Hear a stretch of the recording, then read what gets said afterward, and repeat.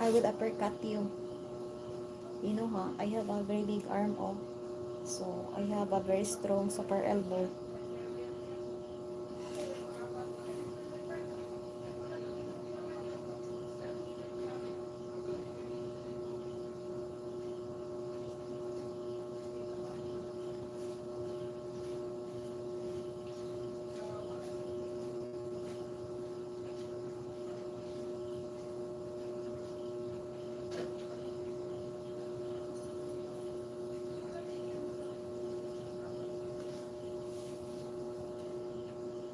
I can see strong women. Yes, oh, because you know, province girls, no.